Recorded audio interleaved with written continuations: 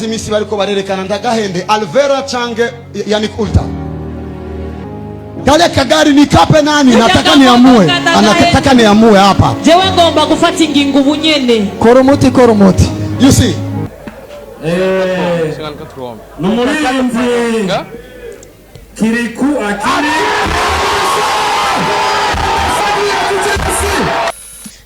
Ya.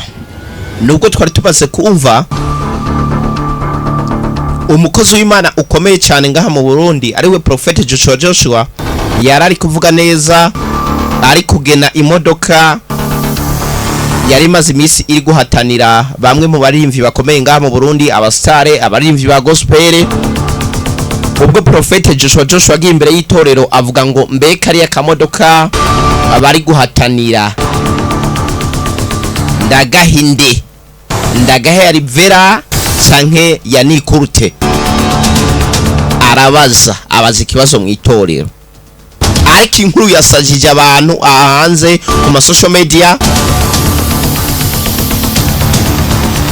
iba nyene publicité mu bisanzwe vyakomeye kumvo zuko twumvise ko imodoka yagize nte yahisi habwa kiriku akiri,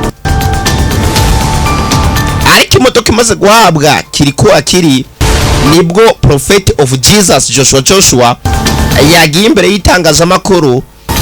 Itangazamakuru yamaza ngo mbe buriya buvugishwa watanze imbere y'itorero ukavuga yuko imodoka ufise ugomba kuyigena uyihe Alvera koko vyagenze gute kuvugishwa utabaye bwo?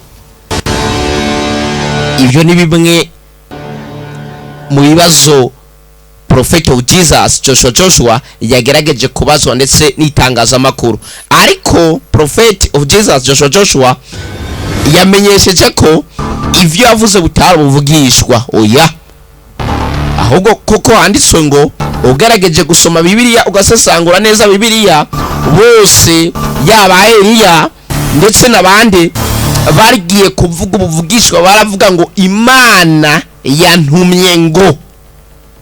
Ariko ugerageje kumviriza ivyo Prophet of Jesus Joshua yavuze ngo mbeka yari akamodoka inze ndagahende nkuko dusanzwe tuzi n'umukozi w'Imana akomeye ngaha mu Burundi.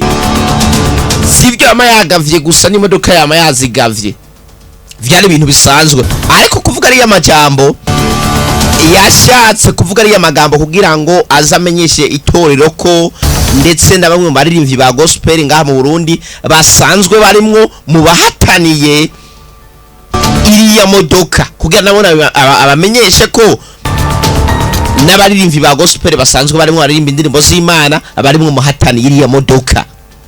Ariko Prophet of Jesus Joshua ntiyavuze ko imodoka Imana yamutumye yuko afise waza kuyigendera ngo ayihe oya. Reka muze mwumve ukuntu ndetse Prophet of Jesus Joshua yavuze. Mazimisi bariko barerekana ndagahende Alvera change yani kulta. Kale kagari ni kape nani nataka niamue. Anataka niamue hapa. Jewe ngomba gufata ingingo bunyene. Koromoti. You see?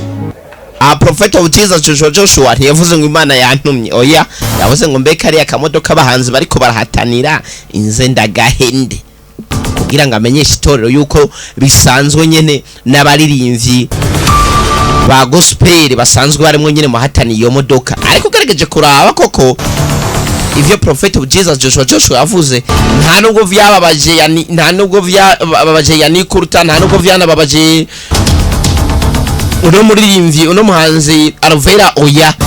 Wanayibona no kuri stage bariko baratanga imodoka ari yishimye ntari wasi kuko yarasanzwe abizi kuko na Alvera yagarutse aritangira amakora avuga ngo koko iyo modoka iyo baza kuyima nari kuvuga yuko biyivye.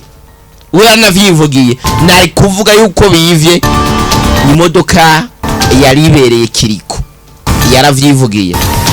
Reka mukomeze gukurikirana imbuga zacu mukane subscribe mwana tubara n'ibindi biganiro twokora. See you, ciao ciao.